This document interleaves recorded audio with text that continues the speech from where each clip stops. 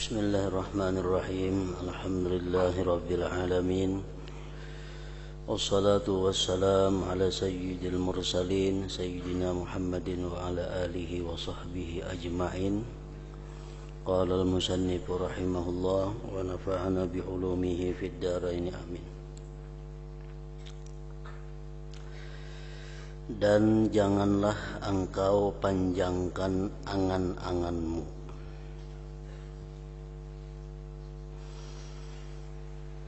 Dan janganlah engkau panjangkan angan-anganmu.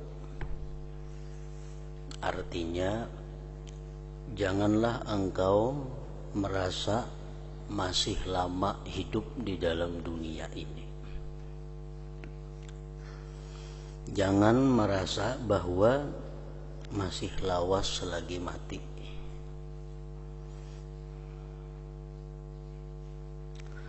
Nanti engkau akan merasa malas daripada berbuat ibadat.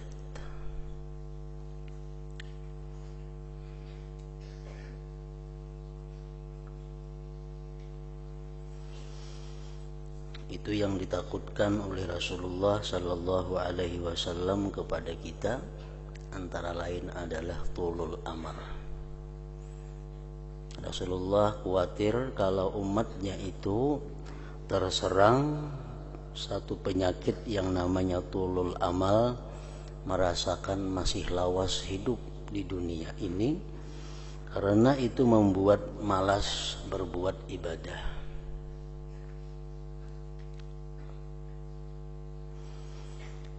Bahkan seringkali diungkapkan oleh para salaf, wa'mal li akhiratika ka'annaka tamutu ghadan.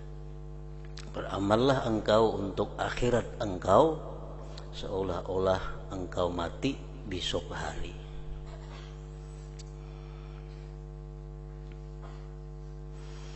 Nah, ungkapan itu, wa'mal li akhiratika ka'annaka tamutu ghadan, beramallah kamu untuk akhirat seolah-olah engkau besok akan mati. Itu mengakibatkan, pertama, kita kadang menunda taat karena kita menganggap besok mati. Yang kedua, membuahkan faidah beribadah dengan benar dan serius karena esok akan mati. Apabila kita beranggapan bahwa kita mati masih 2-3 tahun lagi atau bahkan 10 tahun lagi, itu penyakitnya timbul, kita malas beribadah, dan beribadah pun kalau beribadah akan lalai, beribadah pun akan lupa hati kepada Allah.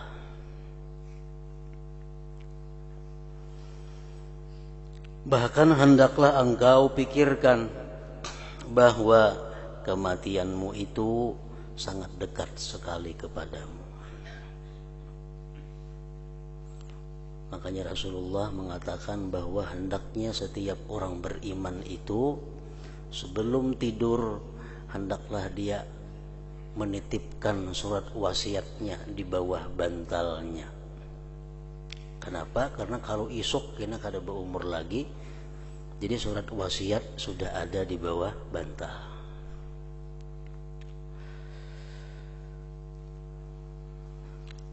Dan katakan di dalam hatimu bahwa besok atau jam-jam berikutnya kita akan diambil oleh Allah Subhanahu wa ta'ala. Nah, panjang angan-angan termasuk sifat yang tercela di dalam hati manusia. Imam Ghazali rahimahullah dalam beberapa kitab beliau menerangkan tentang macam-macam orang yang panjang angan-angan itu. Ujar Sidin, wa minhum man ya'mulul baqa wa yashtahi abada. Ada manusia itu yang merasakan bahwa hidupnya masih lama dan dia ingin yang demikian itu. Mungkin aku mati lagi 70 tahun hanyar mati. Mungkin aku 50 tahun lagi hanyar mati. Nah, ada sebagian orang yang beranggapan, berpikiran macam itu. Mungkin aku nanti 30 tahun lah asa kada mati lagi. Nah, itu paling berbahaya, paling buruk di antara sifat panjang angan-angan. Yang terbaik sedikit, wa minhum man ya'mulul baqa ilal haram. Ada orang yang merasakan hidupnya ini sampai tua. Ya, aku paling-paling lagi 2-30 tahun berumur. Karena umur sekarang sudah 30, paling-paling 33 macam Nabi mati ya. Nah, ini terbaik pada yang pertama tadi. Yang pertama tadi menghitung kayak umur Nabi Nuh 1000 tahun hanya mati. Nah, ini mungkin aja aku 1000 tahun juga. Nah, yang kedua kada macam itu, terbaik sedikit. Ya paling-paling kalau aku ini mati kayak umur Nabi kalau 63. Sekarang umur sudah 40. Yang terbaik lagi, wa minhum man ya'mulul baqa ila sana. Ada orang yang merasakan hidupnya paling lawas setahun lagi. Nah, ini terbaik. Sebagian mereka ada yang merasakan hidupnya lagi paling setahun. Nah, tandanya orang yang merasakan hidupnya itu paling setahun lagi, tandanya apa? Inya kada mau berhutang, anggaran hutang tu limpuah setahun. Inya kada mau mengeridit 3 tahun hanya punah. Inya kada mau mengeridit nukar tanah atau nukar kendaraan yang 3 tahun hanya lunas, kada mau. Karenanya beranggapan paling-paling kok setahun lagi mati. Itu nang bujur-bujur ngarannya. Jadi bila limpuah setahun, nya kada mau urusan dunia itu. Karena anggapannya paling-paling setahun lagi aku berumur. Nah, itu lebih baik. Wa minhum man ya'mulul baqa fil musim. Ada orang yang beranggapan lagi hidup paling-paling semusim. Kan musim itu ada musim panas, ada musim dingin. Artinya sekitar 6 bulanan lagi. Nah, paling-paling aku berumur 6 bulan.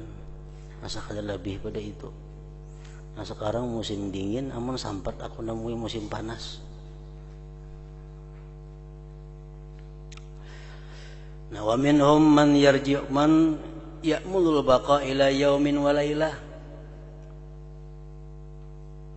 Ada lagi orang yang merasakan hidupnya ini paling-paling lagi berumur sehari ini. Aku mau tentu kena kamarian berumur sampai kena kamarian. Amun tentu sampai subuh kena berumur. Lebih baik lagi manusia seperti itu. Wa minhum man ya'mulul baqa ila sa'ah. Yang lebih baik lagi, ada yang beranggapan bahwa dia hidup tuh paling-paling 1 jam lagi. Sekarang jam 7, jam 6, jam 7 pun berumur lagi.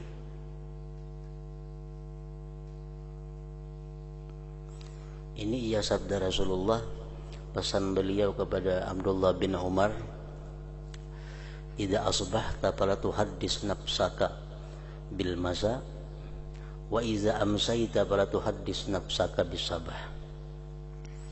Jalsidin, bila engkau berada di waktu pagi, jangan nak memikirkan nang kamarian. Bila engkau berada di petang hari, jangan hendak memikirkan subuh. Kenapa? Belum tentu subuh itu engkau masih hidup. Wa minhum man la yaqdirul baqa sa'atan. Ada lagi orang nang angan-angannya kada sampai sejam. Nya merasa parak benar sudah dengan kematian itu.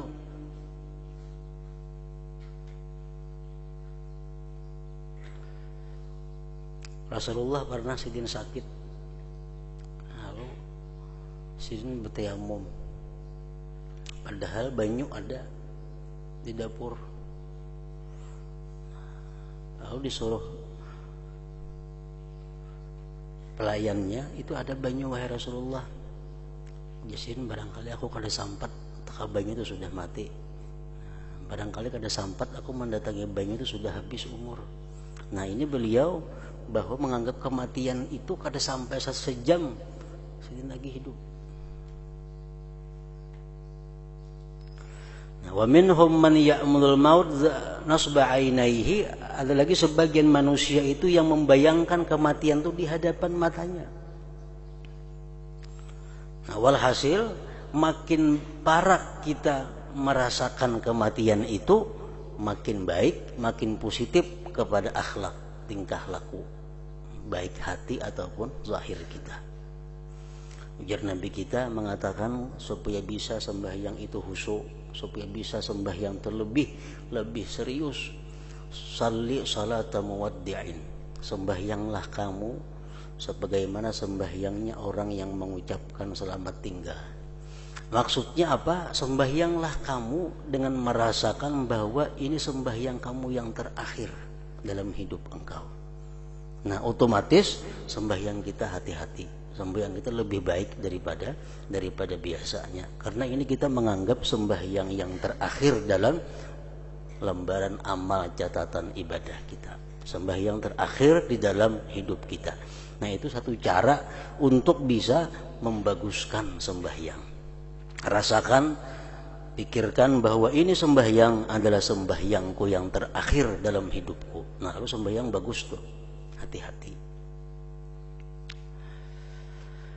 Bersabarlah engkau hari ini, mungkin engkau akan mati pada malam nanti. Dan bersabarlah, malam ini mungkin engkau akan mati pada besok pagi. Karena mati tidak datang pada masa yang tertentu dan dalam keadaan yang tertentu ataupun pada umur yang tertentu. Kematian pasti akan datang. Nah karena apabila kita mati persisnya, itu termasuk di antara 5 hal yang mutlak hanya dimiliki Allah Subhanahu wa ta'ala pengetahuannya. Entah semalam tuh hari kiamat kapan terjadi persisnya, jamnya itu hanya Allah yang tahu. Hujan besok di mana, jam berapa mulainya, jam berapa ampihnya, berapa kubik keluar banyunya, hanya Allah yang tahu. Yang ketiga, yang dalam perut ibu, anaknya laki-laki kah, bini-bini kah, ahli surga kah, ahli neraka kah, sugih kayaknya hidupnya, miskin kah, alim kah, jahil kah, hanya Allah yang tahu. Nah, yang keempat, kapan kamu mati dan di mana kamu mati, itu pun hanya Allah Subhanahu wa ta'ala yang tahu. Yang kelima, esok apakah kita mengerjakan dosa lebih banyak daripada ibadah, atau mengerjakan ibadah lebih banyak daripada dosa, itu hanya Allah yang tahu. Nah, termasuk 5.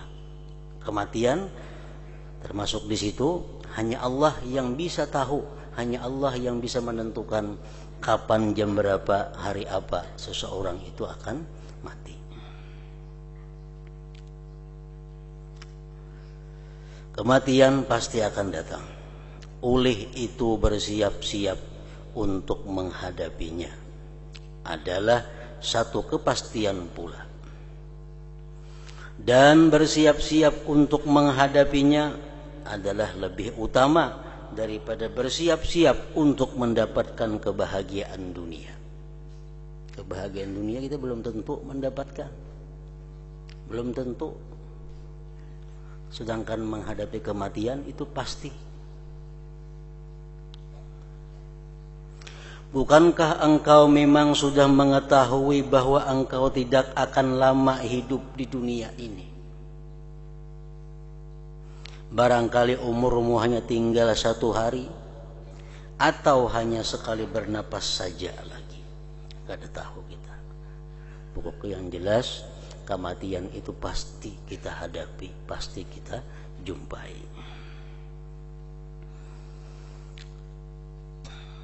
Hanya Rasulullah bersabda, "Jalisin igtanim khamsan qabla khamsin." Dapatkan 5 sebelum datang yang 5.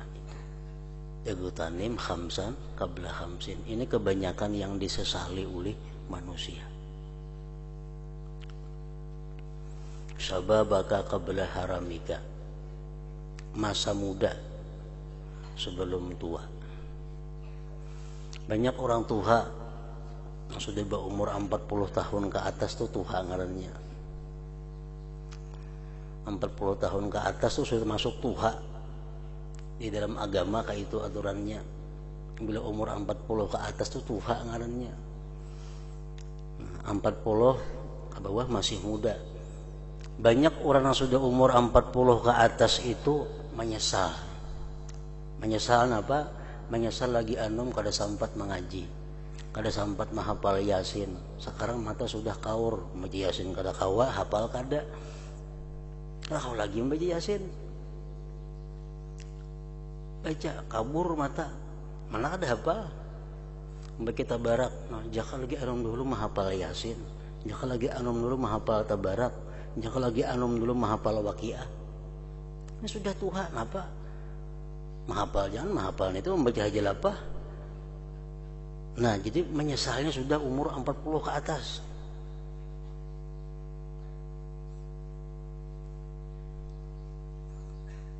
Syababaka qabla haram. Padahal Nabi sudah mengingatkan. Nabi sudah jauh-jauh hari memberikan peringatan kepada kita, dapatkan masa muda itu, karena masa muda kada akan terulang sepanjang masa. Mau terbulik masa muda kada mau terbulik.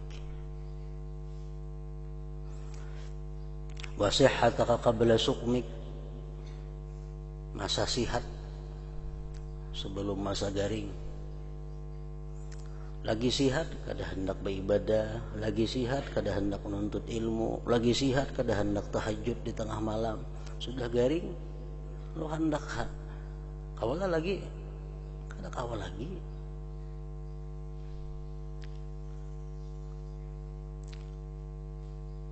Dan kehendaknya pun kada dapat pahala. Orang terus garing, sudah garingnya bakal hendak, jakanya aku nih sihat, aku tahajud malam. Kada berpahala lagi kan apa? Lagi sihat dulu kada pernah tahajud juga. Jakanya lagi sihat itu rajin mengaji, lagi sihat itu penyembahyang, lagi sihat itu pemuasa, lagi sihat itu peibadat. Sakit inya, jakanya aku sihat, aku nih puasa. Nah itu berpahala inya. Kenapa? Terbukti sudah ada. Lagi sihat dulu memang peibadah.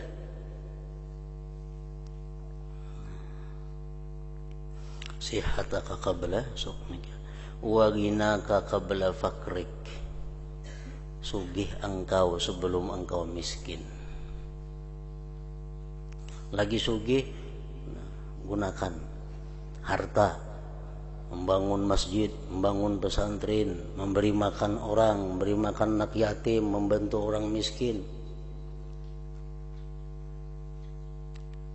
Sebelum fakir, karena memang fakir hanya macam-macam. Nyaka aku lagi bahari kamu bangunakan sebuah langgar dan itu. Nyaka aku lagi bahari kaya, wah ini miskin sudah. Nah, apalagi berpahala lah kan, berpahala lalu nih tuh. Kenapa dibuktikan sudah sugih, nyatanya kada dahulu. Nah, jaka dahulu tuhnya sugihnya pemurah, sekarang inya miskin, jakanya aku kaya bahari itu sudah mau beri makan nih. Nah, berpahalanya. Kenapa? Dahulu sudah pernah macam itu.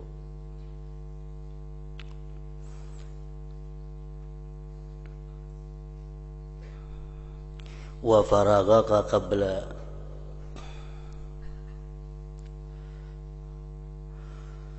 syughlika, dan waktu lapang engkau sebelum sibuk. Waktu lapang sebelum sibuk, sebelum banyak urusan, banyak yang diurusi. Wa hayataka qabla mautika, dan hidup engkau sebelum mati. Samuaan orang baik nang ahli ibadat, baik nang kadapa ibadat maginnya menyesal sesudah mati itu. Orang nang ahli ibadat saja menyesal begitu inya mati melihat surga. Menyesalnya apa? Masih kurang merasa beribadat, jakanya tambah lagi banyak lagi nikmat yang diperoleh di surga. Mamitak-mitak surga itu amal ibadah. Makin banyak amal ibadah, makin banyak fasilitas surga yang didapat. Ada sama bang? Misalnya kita sama juga masuk surga kedua-duanya, cuman saya kuni banyak ibadahnya. Nah, dalam surga kada sama fasilitas yang diberi Allah. Perkataan salah seorang sahabat mengatakan bahwa engkau bisa selamat dari siratal mustaqim itu dengan kemaafan Allah. Kita menyeberang titian siratal mustaqim itu, kita bisa selamat di situ dengan kemaafan Allah. Nah, dari siratal mustaqim kita bisa masuk ke dalam surga itu birahmatillah, dengan rahmat Allah. Kita bisa masuk ke pintu surga itu dengan rahmat Allah. Nah, kemudian kita dalam surga mendapatkan fasilitas kenikmatan tergantung banyaknya amal ibadah yang kita lakukan. Nah, jadi ibadahnya perlu dia. Untuk meniti siratal mustaqim, ibadah kadang-kadang diandalkan, pasti kalah, gugur. Siapa jua pun lewat titian mustaqim, kalaunya kata diampuni, dimaafi Allah, gugur. Walaupun ibadahnya macam seduniaan ini diisi ibadah. Masuk surga, ibadah kita kadang-kadang jua membayari. Jadi rahmat Allah yang kita bisa masuk surga. Nah, dalam surga ini tuh hanya kita pakai ibadah ini. Nang sambayang duha dapat ini, nang kada berduha kada dapat. Nang sambayang tahajud dapat ini, nang kada tahajud bang kada dapat itu. Nah, itu dalam ibadah membagi-baginya ibadah. Nah, begitulah hendaknya engkau menasihati dirimu setiap hari, karena jikalau engkau tidak mengandaikan mati itu dekat kepadamu, bahkan engkau mentakdirkan bahwa mungkin engkau akan hidup 50 tahun lagi, kemudian lalu engkau mau menyuruh dirimu berbuat taat, sudah pasti dirimu tidak akan patuh kepadamu, dan pasti ia akan menolak nasihatmu dan merasa berat untuk mengerjakan ketaatan. Kalau kita masih merasa umur kita 50 tahun, kita merasa masih umur kita 50 tahun, kita suruh diri kita berbuat taat pasti malas. Umurnya mau juga berat. Kenapa? Karena kita masih merasa ada kesempatan. Masih ada kesempatan. Dan inilah termasuk nang jadi bahan syaitan untuk menggoda manusia, memperlambat ibadah.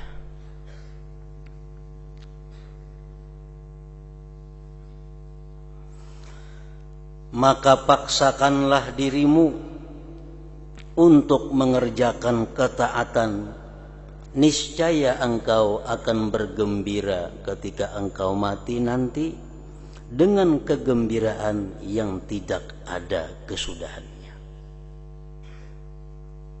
Kegembiraan yang tidak ada kesudahannya, kegembiraan yang abadi, kegembiraan yang tidak bercampur lagi dengan duka cita.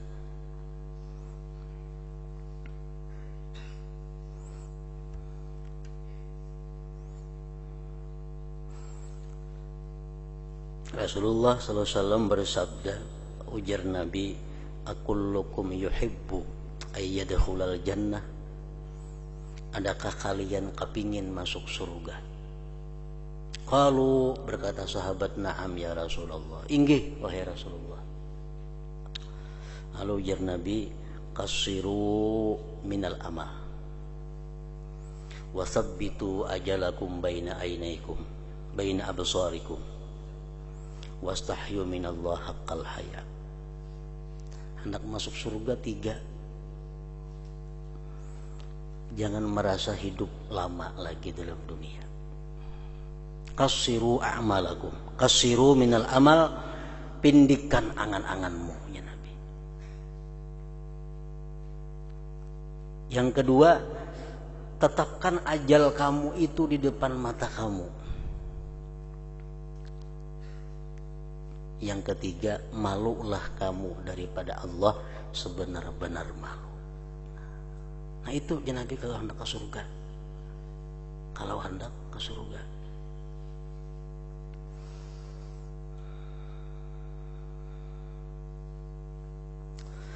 Tetapi jika engkau suka menangguh-nangguhkan ketaatan dan tidak mengambil berat dalam masalah ini, pasti engkau akan menyesal. Pasti engkau akan menyesal. Karena kematian akan datang menemuimu pada masa yang tidak disangka-sangka.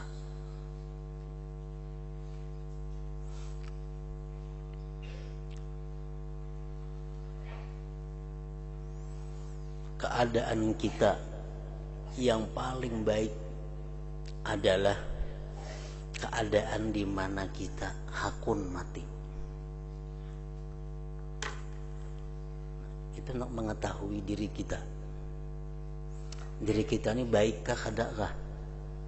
Diri kita ini burukkah? Diri kita ini jahatkah? Diri kita ini baikkah? Takuni hati. Kamakunlah mati wah ini. Bila hakun berarti baik. Bila kainah aja berarti kada baik.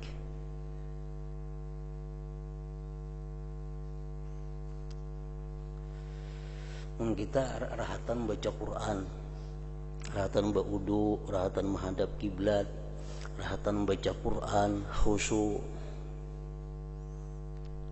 Hakun lah kita mati, hakun. Pasti hakun. Karena rahatan suci, rahatan baca Quran, rahatan khusyuk, kon lah mati kan saat itu hakun. Pasti baik ngarannya tuh. Menikah rahatan main bola, rahatan bertukar, rahatan berjual, rahatan berdagang, aku lah mati. Nanti mampak barang, nah orang nukar barang, dipakakan barang. Jangan pembeli ini, nah, mampak barang, rumah hitung duit, nah mati hakun lah. Ada hakun, kan berarti kan itu baik nih tuh orangnya. Keadaan kita yang paling baik itu keadaan di mana kita senang mati. Rahatan nuntut ilmu, membaca kitab, mati mau. Kenapa? Karena mati di kebun surga. Orang yang duduk di majelis ilmu, duduk di tempat-tempat pengajian ilmu agama yang membicarakan hukum Allah, itu duduk di Riyadil Jannah, duduk di kebun surga, taman surga. Kenapa disebut taman surga? Kan taman itu biasa di luar surga, taman itu biasa di luar andaknya. Taman ada model rumah, ada taman. Taman itu dihiga di belakang atau muka taman. Orang yang duduk menuntut ilmu itu duduk di taman surga. Nah, jadi artinya apa?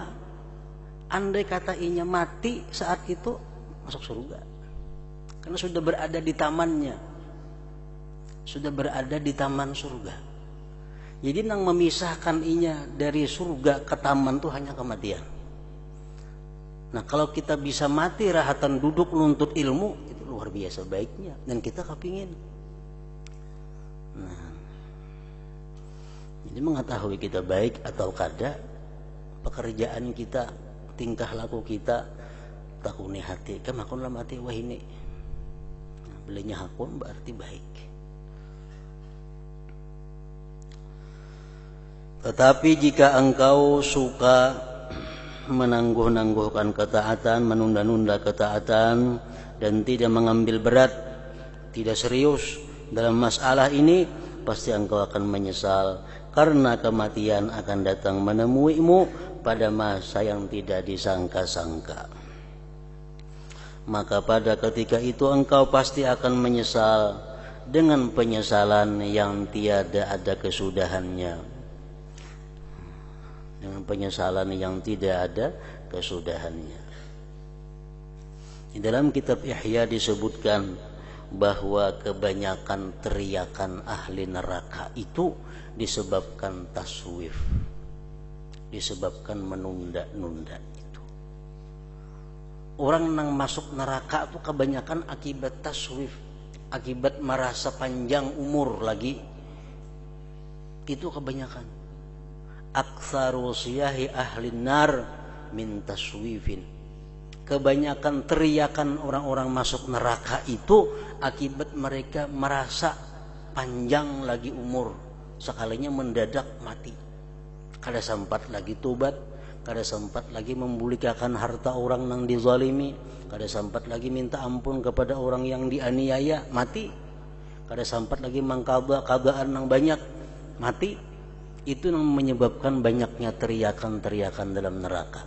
Nah, karena taswif, menunda-nunda itu pasti menyesal dengan penyesalan yang tiada ada kesudahannya.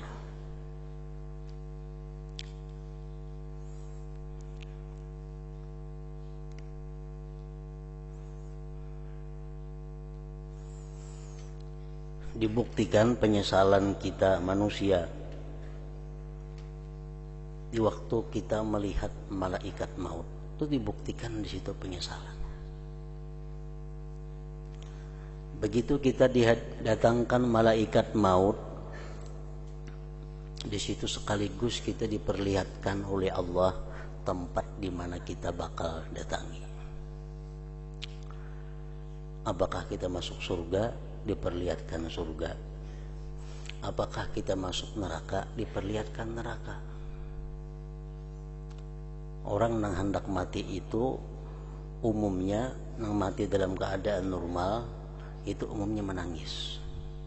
Baik nang ke surga, baik nang ke neraka menangis. Nang masuk ke surga menangis karena gembira, menangis karena syukur kepada Allah. Nang mana melihat neraka menangis ketakutan.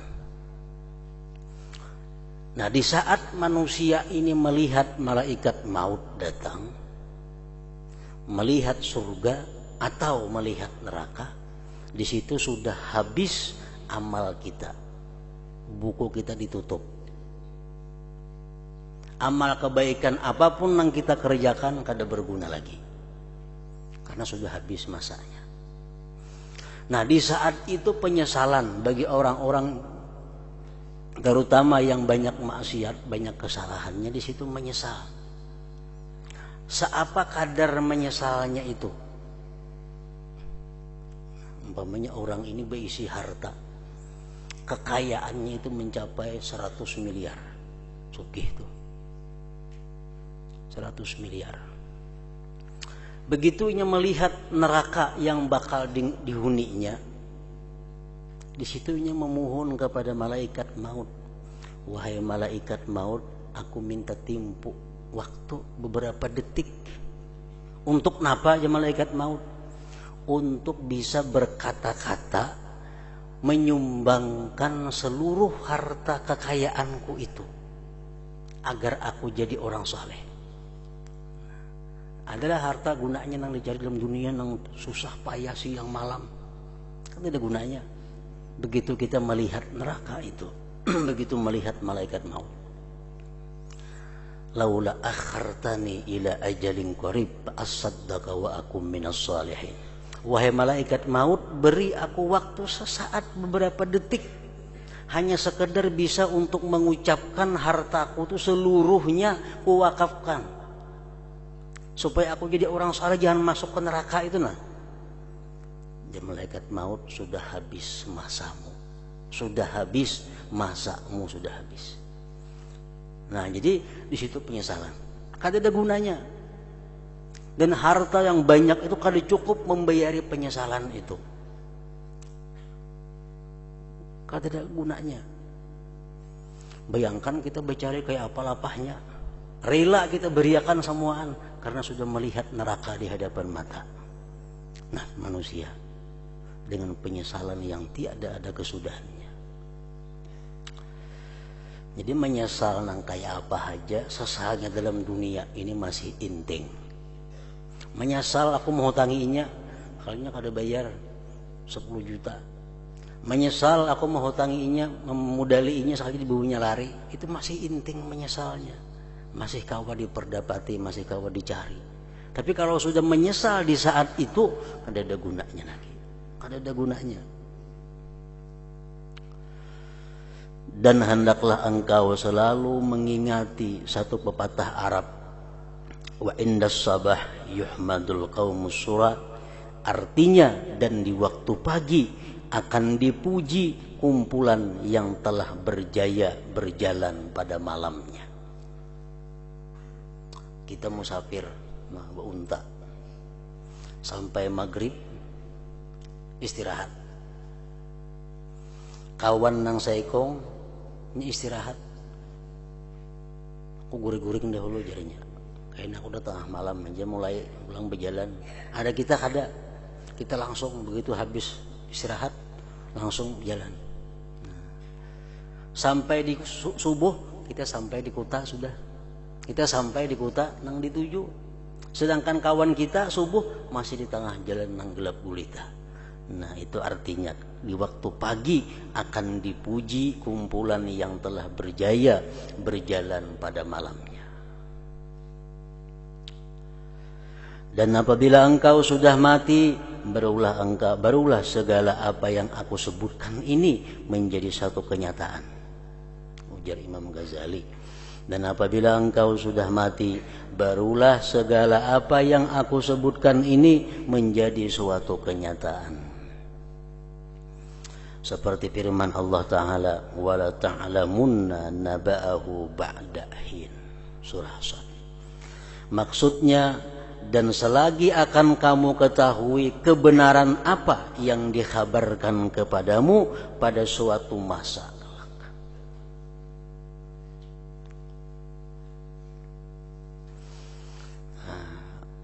Rasulullah seringkali beliau mengucapkan doa, Allahumma inni a'udzubika min dunya tamna'u akhirah, tamna'u khairal akhirah.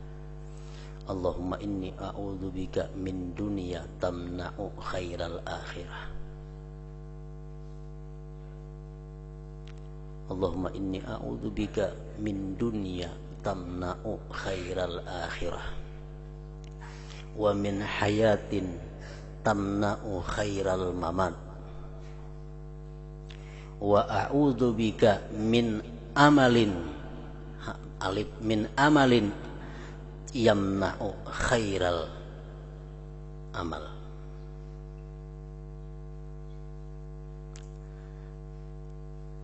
Wa a'udzu bika min amalin yamna'u khairal amal. Aku berlindung dengan Engkau ya Allah daripada dunia, harta dan sebagainya yang mencegah akan kebaikan akhirat, yang mencegah akan kebaikan akhirat. Dan aku berlindung dengan Engkau dari kehidupan yang mencegah akan baiknya kematian. Dan aku berlindung dengan Engkau dari angan-angan yang mencegah berbuat baik, dari angan-angan yang mencegah berbuat yang baik, beribadah artinya. Nah, setelah kami selesai menyebutkan susunan wiridmu ini, maka akan kami sebutkan pula kaifiat cara untuk engkau sembahyang. Kayak apa sembahyang yang bagus caranya,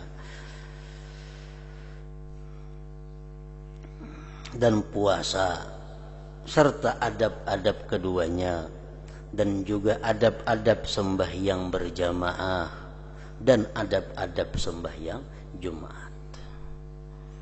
Nah, yang ke-11 adab-adab mengerjakan sembahyang.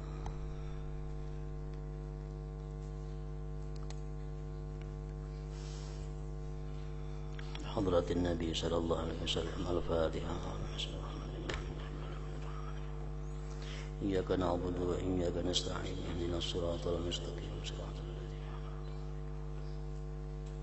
بسم الله الرحمن الرحيم. الحمد لله رب العالمين. اللهم صل وسلم على سيدنا وحبيبنا مولانا محمد وعلى آله وصحبه أجمعين. اللهم اغفر لنا ما أخطأنا وما تعمدنا وما أسررنا وما أعلنا وما أسرفنا وما أنت أعلم به منا. أنت المقدم وأنت المؤخر لا إله إلا أنت. اللهم انفعنا بما علمتنا وعلمنا ما ينفعنا وزدنا فهما وعلما وعملا وهدى وتوفيقا برحمتك يا أرحم الراحمين. اللهم احفظنا واحفظ من معنا وما معنا من البلاء وشر كل ذي شر إنك على كل شيء قدير. صلى الله عليه وسلم محمد وآله وسلم. الحمد